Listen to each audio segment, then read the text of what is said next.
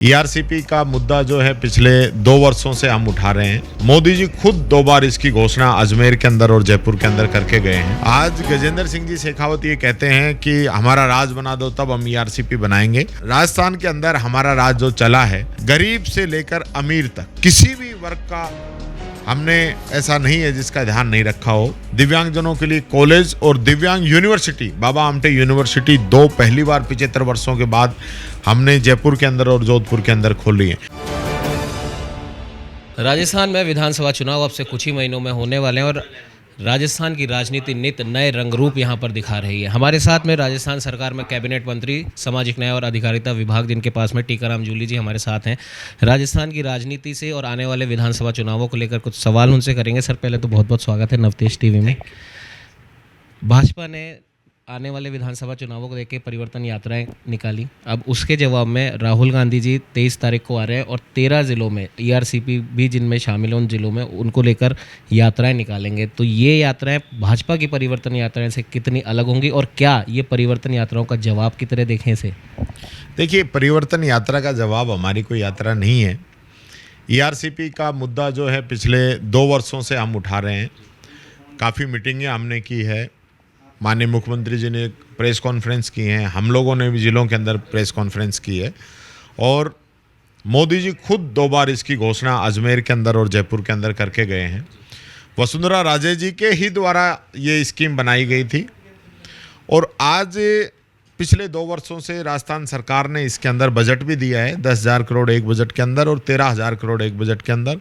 उसमें आधे से अधिक पैसा खर्च भी हो चुका है, बाकी प्रोसेस में है। मैं कहना चाहूँगा ये ईआरसीपी की परियोजना हमारी बहुत बड़ी ज़रूरत है 13 जिलों के अंदर। ये होनी चाहिए। ये मुद्दा हम पहले भी उठाते रहे, आज भी उठाएंगे। आज गजेंद्र सिंह जी शेखावत ये कहते हैं कि हमारा राज बना दो तब हम ईआरसीपी बनाएंगे, जबकि उनका राज बना चुकी है जनता। 25 सांसद उनको दिए हैं, उसके बावजूद वो लोग काम नहीं कर रहे हैं। हमारी जो भारत जोड़ो यात्रा राहुल गांधी जी ने निकाली थी वो कन्याकुमारी से चल के कश्मीर तक गई। 4,500 किलोमीटर की यात्रा थी, पैदल यात्रा थी, जिसके अंदर लाखों करोड़ों लोग शामिल हुए, जो कि अपने आप में एक इतिहास बना है। इनकी जो परिवर्तन यात्रा है ये कोई यात्रा नहीं है, एक दिखावा है, एक छलावा है। लोग इनकी यात्राओं के अंदर जा नहीं रहे हैं, कुर्सियां खाली पड़ी हैं, कुर्सियां भी थोड़ी थोड़ी लगा रहे हैं और उसके बावजूद भी जनता नहीं जा रही है, जनता एकदम नकार रही है। तो ये दर्शाता है कि इन लोगों ने 5 साल तक, विपक्ष की भी एक भूमिका होती है, वो भूमिका नहीं निभाई। ये हमेशा इस प्रकार के बयानबाजी करके हमारे जो नेता हैं, चाहे कांग्रेस के नेता हैं, उनकी छवि खराब करने के लिए इस प्रकार के बयानबाजी, इनकी जो जबान पे कभी कंट्रोल रहा नहीं, धरातल पे जाके कभी इन्होंने बात नहीं की। विधानसभा के अंदर एक बार ऐसा वाकया आया जब खुद अशोक गहलोत जी ने ये कहा कि पूरा सदन, सारे दल, सारे विधायक, सारे सांसद मोदी जी के पास चलते हैं और चल के हम ईआरसीपी की बात कहते हैं। आप भी मदद कीजिए, हम भी करते हैं ताकि ईआरसीपी यहाँ के लिए लागू हो। लेकिन इन लोगों ने मदद नहीं की। आज 5 साल राजस्थान के अंदर हमारा राज जो चला है, गरीब से लेकर अमीर तक, बच्चे से लेकर बुजुर्ग तक, महिला पुरुष, किसी भी वर्ग का हमने ऐसा नहीं है जिसका ध्यान नहीं रखा हो। हर वर्ग का ध्यान रखा है। राजस्थान तरक्की कर रहा है, राजस्थान आगे बढ़ रहा है। विजन 2030 मुख्यमंत्री जी ने दिया है। राइट टू हेल्थ जैसा कानून हम लेके आए जो पूरे देश के अंदर सबसे पहला है। सामाजिक सुरक्षा कानून जो सबसे पहले हम लेके आए। इस प्रकार की चीज़ें हम लेके आए राजस्थान के अंदर। महंगाई राहत कैंप हमने लगाए हैं, जो कि एक अपने आप में अनोखा काम राजस्थान की जनता को मदद करने का था, लेकिन इन लोगों ने कोई काम नहीं किया। तो आज ये यात्राएं निकालें, चाहे कितनी भी यात्राएं निकालें, जनता इन्हीं का परिवर्तन करेगी। आने वाले साल में 24 में जब लोकसभा के चुनाव होंगे, तब इनकी ये परिवर्तन यात्रा भी जनता बताएगी किस प्रकार से परिवर्तन करना है। सर, सामाजिक सुरक्षा की आपने बात करी है और अगर दलितों की स्थिति की हम बात करें राजस्थान में, तो हालांकि सुधरी तो है लेकिन अभी भी उस लेवल पर नहीं पहुंचे जहां पर पहुंचना चाहिए था। और बीजेपी के एक बहुत बड़े दलित नेता परेशान होकर उन्होंने पार्टी छोड़ी है, कई प्रकार के आरोप लगाए हैं और कांग्रेस में आने का उन्होंने इशारा करा है। इस पर क्या कहेंगे? देखिए, कैलाश मेघवाल जी जो हैं बहुत ही सीनियर नेता रहे हैं समाज के, और वो चाहे बीजेपी में थे तब भी पूरे राजस्थान की जो हमारे समाज के लोग उनको लाइक करते थे। आज जिस व्यक्ति ने अपना पूरा जीवन जिस पार्टी की सेवा में दिया हो, आज ये जिस प्रकार का बर्ताव, जिस प्रकार के उनके आरोप लगा रहे हैं, उन्होंने जो बात कही उसकी जांच कराने की बजाय उल्टा उन्हीं पे आरोप लगाना, उनको पार्टी से निकालना, उनको नोटिस देना, ये गलत है। ये एक व्यक्ति के ने पूरा जीवन जो पार्टी के लिए दिया था, क्या यही संस्कार हैं इन लोगों के? ये वही बात है, जिस प्रकार से आप देखेंगे तो ये कभी भी बीजेपी पार्टी कभी भी दलित वर्ग की सगी नहीं हो सकती। इन्होंने हमेशा जब जब मौका मिला है, इन लोगों ने दलितों को नुकसान पहुंचाने का काम किया है। महिला आरक्षण विधेयक पर क्या कहना चाहेंगे?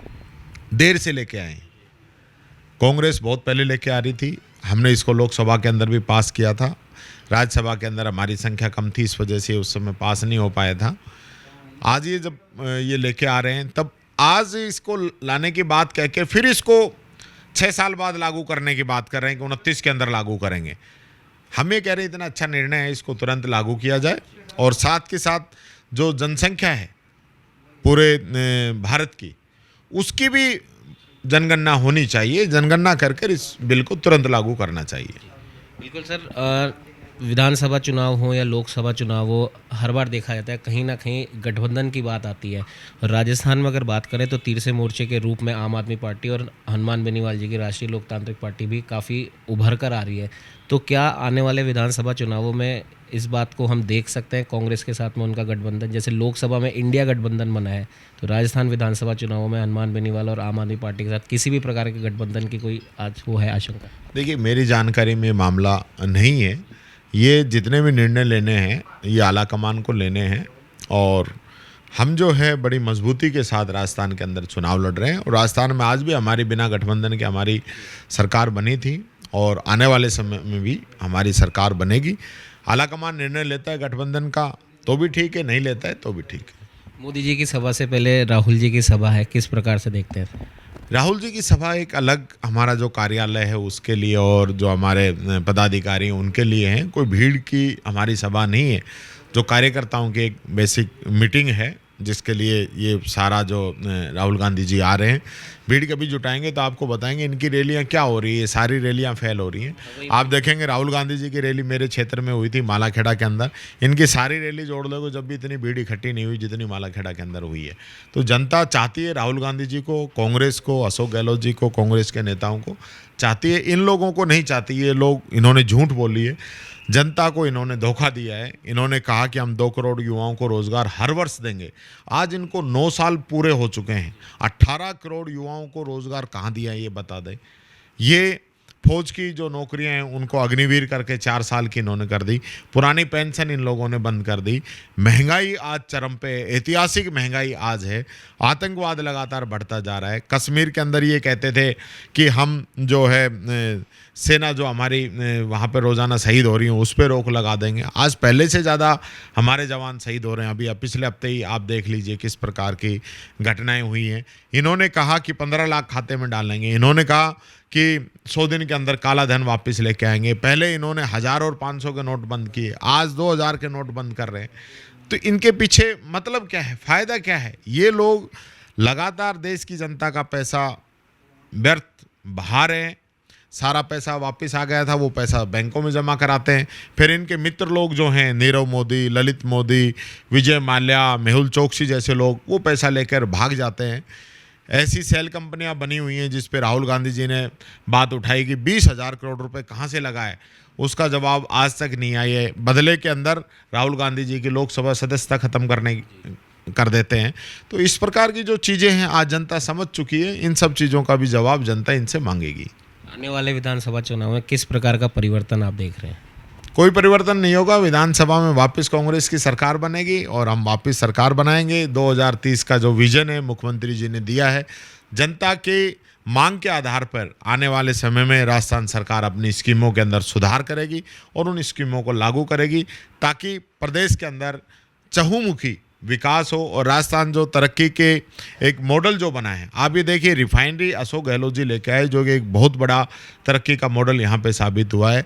इसके अलावा बड़ी बड़ी स्कीमें, बड़े बड़े आम जनता की मदद करने का काम अशोक गहलोत जी के द्वारा किया गया। कोरोना के अंदर मदद की गई, कोरोना का मैनेजमेंट बहुत ही शानदार किया गया।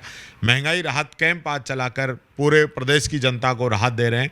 खिलाड़ियों के लिए राजीव गांधी खेल जो हैं शहरी और ग्रामीण ओलंपिक उन्होंने शुरू किए। डायरेक्ट नौकरी खिलाड़ियों को दे रहे हैं। पुरानी पेंशन राजस्थान के अंदर लागू की, RGHS लागू किया।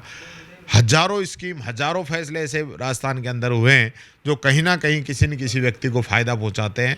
तो वो सारी जो प्लानिंग है मुख्यमंत्री जी की, जो काम राजस्थान के अंदर किया है, वो काम बोल रहा है। अब जनता चाहती है कि वापस कांग्रेस रिपीट हो। आपके विभाग की अगर बात करें तो अभी तक क्या क्या काम हुए हैं, और क्या वो ऐसे काम हैं जो आप चाहते हैं कि अब अगली बार अगर सरकार रिपीट हो तो उन्हें भी पूरा कर देंगे?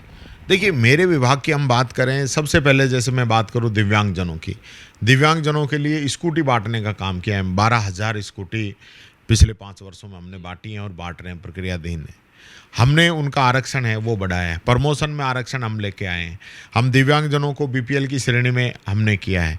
हमने, आप बात करेंगे, हमने दिव्यांगजनों की पेंशन बढ़ाई है। एकल नारी की पेंशन 500 से 1000 की है। बुजुर्गों की पेंशन 500 से 750, 750 से 1000। साथ ही हर वर्ष 15% बढ़ाने का कानून भी राजस्थान के अंदर हमने पास किया है। इसी प्रकार से जो हमारे हॉस्टल्स हैं उनकी संख्या, हॉस्टल्स के अंदर काम, पहली बार उनके गद्दे, उनके हॉस्टलों की स्थिति वो सुधरी है। और इसी के साथ पहली बार हमने दिव्यांगजनों के लिए कॉलेज और दिव्यांग यूनिवर्सिटी, बाबा आमटे यूनिवर्सिटी 2 पहली बार 75 वर्षों के बाद हमने जयपुर के अंदर और जोधपुर के अंदर खोली है। तो ये इतने नवाचार हुए हैं और इनका फ़ायदा भी आज पेंशन 94 लाख लोगों को मिल रही है। आज से 4 साल पहले ये पेंशन 50 लाख लोगों को मिलती थी। आज लगभग 11.5-12 हज़ार करोड़ रुपए हम पेंशन के अंदर खर्च कर रहे हैं, जिसमें भारत सरकार मात्र 367 करोड़ रुपए दे रही है। इसी प्रकार स्कॉलरशिप को काफ़ी सुविधाजनक बनाकर स्कॉलरशिप आज हम बच्चों को दे रहे हैं ताकि हमारे बच्चे अच्छी एजुकेशन ले सकें। स्कूलों के अंदर पूरी सरकार की तरफ से, चाहे ड्रेस है, चाहे दूध है रोज़ाना, चाहे खाना है, ये सारी व्यवस्थाएं सरकार कर रही है। हमने स्कूटी योजना शुरू की है। 50,000 स्कूटी इस साल हम बांट रहे हैं। हम स्कूटी के साथ साथ Anuprati coaching, Ambedkar DBT voucher योजना, इस प्रकार की योजनाएं चला के युवाओं को, बच्चों को बहुत बड़ी राहत दे रहे हैं। समाज कल्याण के भी कई प्रकार के क्राइटेरिया हैं, उन सभी के अंदर हम लोगों ने काम किया है और उन समाजों को, वो तबका जो कहीं ना कहीं सरकार से मदद की उम्मीद रखता है, उनके लिए हमने काम किया है। तो ये थे हमारे साथ सामाजिक न्याय और अधिकारिता विभाग मंत्री टीकाराम जूली जी। इनका साफ तौर पर कहना है बीजेपी कितनी ही परिवर्तन यात्रा निकाल ले, राजस्थान में परिवर्तन नहीं होगा, कांग्रेस सरकार दोबारा रिपीट होगी और जो काम जो अधूरे रह गए हैं वो काम बखूबी तरीके से पूरे होंगे। राजस्थान एक नए विकास की ओर अग्रसर होगा। सहयोगी कैमरामैन अजय के साथ उमंग माथुर, नवतेज टीवी, जयपुर। देश और दुनिया की हर बड़ी खबर के लिए सब्सक्राइब करें नवतेज टीवी और पल पल के अपडेट्स के लिए बेल आइकन को दबाना ना भूलें, क्योंकि आपकी खबरों का भरोसेमंद साथी है नवतेज टीवी।